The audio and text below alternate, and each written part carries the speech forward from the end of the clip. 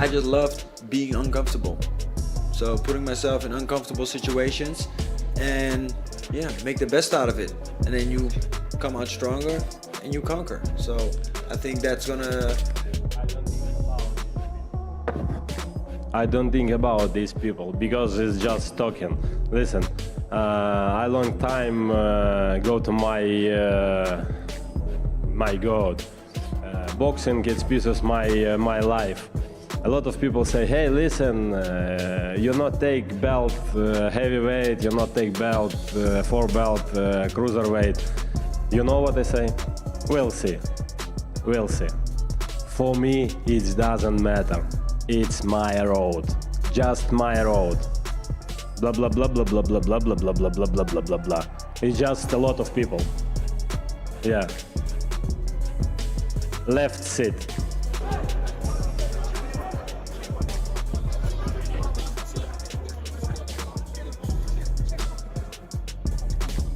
Out, getting back to it, and that's what they're all been trying to do, you know, because he's thinking, if I can get this man angry, get this man mad, then he'll deviate from the game. The press conference erupts into chaos as Rico Verhoeven aggressively confronts Oleksandr Usyk, turning the verbal exchange into a tense near-physical clash. Rico's intense energy and threatening remarks dramatically change the atmosphere, while Usyk remains calm and composed as security quickly intervenes. The explosive moment adds even more intensity to an already massive heavyweight crossover showdown. Growing by the day, and more people are doing it to get fit, doing it just for fun, doing it to compete professionally, to make a living. Johnny Nelson explains how Oleksandr Usyk has already cemented his place among boxing's elite by defeating top-level opponents and dominating the heavyweight division. The conversation now turns toward business opportunities rather than legacy alone, with the idea that massive crossover fights are driven as much by financial reward as competitive ambition. Alexander, what he's done, he's wiped the floor with everybody. He's established himself at the top there. So now you look at him and you'll think, financially, will he be in a better position than Tyson Fury? No, not in my opinion. Anthony Joshua? No, not in my opinion. The big money fights aren't out there for him. So he's got to do something. He's got to put himself in a position where he's got to win, because he's proved he's top draw. So in this fight here, I think it creates interest, intrigue. I'm quite sure there's a healthy pay packet at the end of it. This is now business. Eddie Hearn expresses serious concern about the fighter's current mental and emotional condition, suggesting that something appears off despite the athlete still possessing all the physical abilities needed to compete at the highest level. He cautions that even if confidence or focus is shaken, the fighter remains extremely dangerous inside the ring. However, the main concern revolves around the visible struggles outside the ring, which could significantly affect performance when the pressure is at its peak. But he's going to be dangerous. Like, all the attributes that he has, they still exist, regardless of his mental state. But I see a kid in pain, you know? I've got to be honest with you, like, I don't see how people around him can be looking at his behaviour and being comfortable with it. And I don't think... Rico Verhoeven explains his controlled fighting style and highlights how dangerous he becomes once he starts landing clean punches. He speaks confidently about transitioning from kickboxing into more boxing-focused exchanges, expressing excitement about relying on his hands more freely inside the ring. While his confidence is clear, the discussion also raises questions about how effectively that approach will work against elite-level boxing skills. Very calculated, but yeah, when I connect, I connect. Like I said, there's a lot of weight behind these punches. So yeah, of course, within the kickboxing sport, I was used to just throwing the kicks and doing my thing, but now we get the opportunity to use the hands more. So Peter is like, oh, he's like crazy excited. He's like, finally, because we've been... Eddie Hearn openly reveals that the tension between both camps has become so intense that security is now needed to keep them physically separated. His comments highlight just how volatile the situation has grown, even before an official fight has taken place. With emotions running extremely high, any future confrontation could quickly spiral out of control in a live setting. You honestly think if these two come together like this, you know what's going to happen? So what I'm going to keep them apart by a wall of security.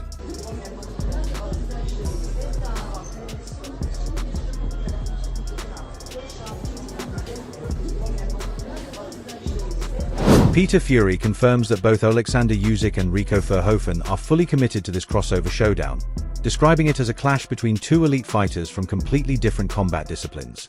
While acknowledging the strong interest from both sides, he also emphasizes how unique and unconventional the matchup truly is.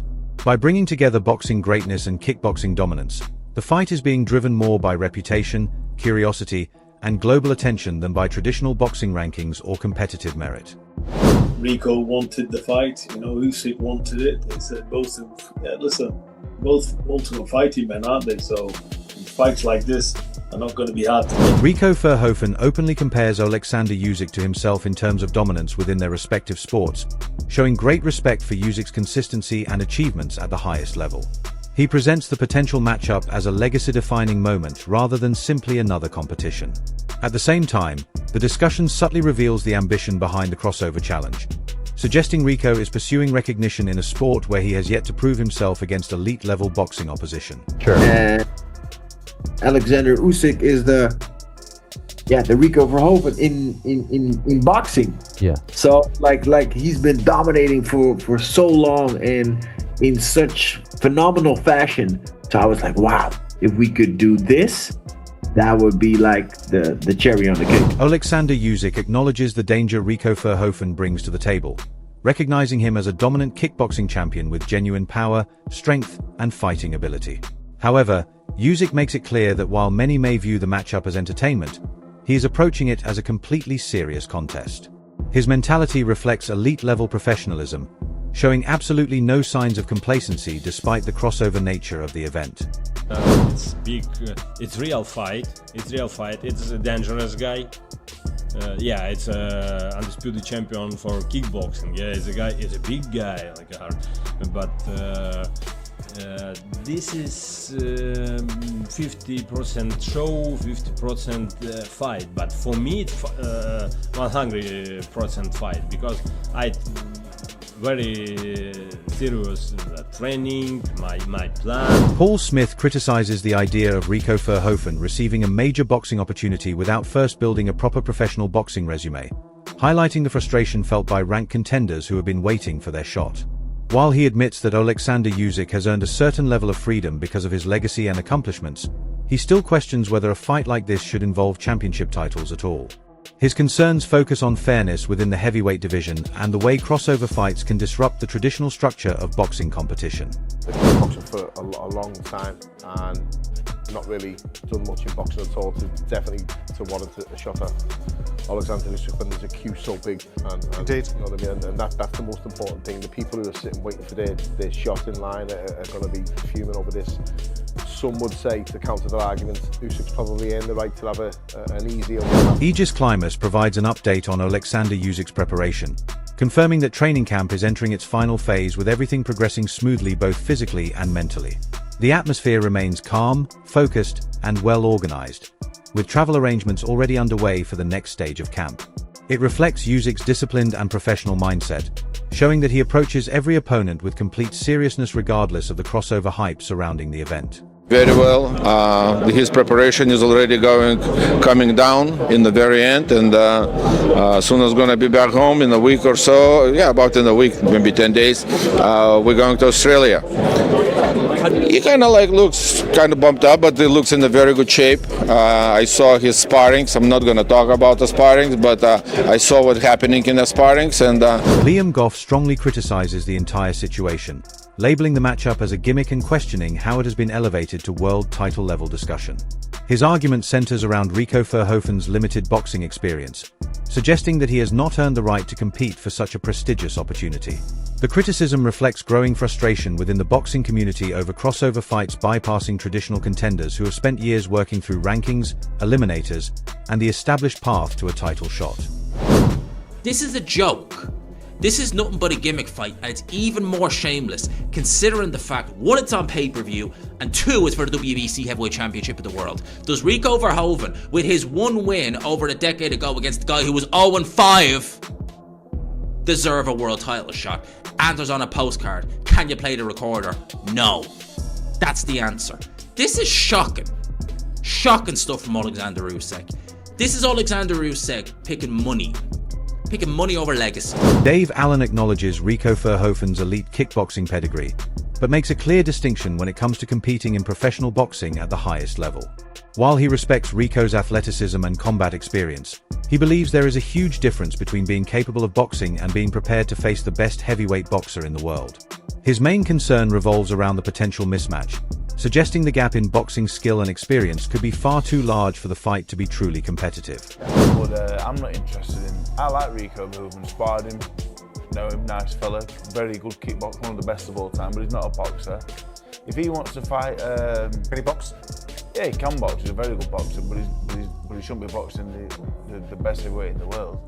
If he wants to do it as an exhibition, go and do it. I'm not interested in Usyk Verhoeven, just for the simple. Aegis Climbers provides an update on Oleksandr Usyk's preparation, confirming that training camp is entering its final stage with everything progressing smoothly both physically and mentally. The atmosphere remains calm, focused, and highly organized, with travel plans already set for the next phase of camp. It reflects Usyk's disciplined approach and professional mindset, showing how seriously he treats every opponent regardless of their background or the crossover hype surrounding the fight. No, it's not pressure for me. Listen, it's just fight. It's a boxing fight. It's a normal. I prepare for this fight. Everything okay. Dave Allen acknowledges Rico Verhoeven's elite kickboxing background, but makes a clear distinction when it comes to competing in professional boxing at the highest level. While he respects Rico's athleticism and combat ability, he believes there is a huge difference between being able to box and being fully prepared to face the best heavyweight fighter in the world. His biggest concern is the potential mismatch, suggesting that the gap in boxing skill and experience may simply be too large for the contest to be genuinely competitive. And I can see how the monetization vehicle of this works, but Usyk wouldn't be doing this unless there's a reason for it. There must be a motivation behind it. It must be some form of derivative as to what happened between the various disciplines crossing over within Ghana. Dave Allen recognizes Rico Verhoeven's elite kickboxing credentials, but firmly separates that success from the realities of top-level professional boxing. Although he respects Rico's athletic talent and fighting pedigree, he stresses that there is a massive difference between having boxing ability and being truly ready to compete against the best heavyweight boxer in the world. His primary concern is the risk of a mismatch, with the belief that the gap in boxing experience and technical skill could be too wide for the fight to be fairly competitive. Usyk steps in and will take on one of the greatest kickboxers of all time. I'm actually quite a big kickboxing fan, so I know quite a lot about him. I've watched a few of his fights over the years. They used to call him the Prince of Kickboxing, then he elevated to the King of Kickboxing. I mean, he's a very, very, very good kickboxer. Who's got decent hands. I can't lie to you, it's funny. Stay tuned for the latest in boxing news, highlights, events, and stories. Subscribe to Boxing Buzz and turn on notifications so you never miss an update. Be sure to watch our other videos, too. Until next time, take care, music, and stay safe.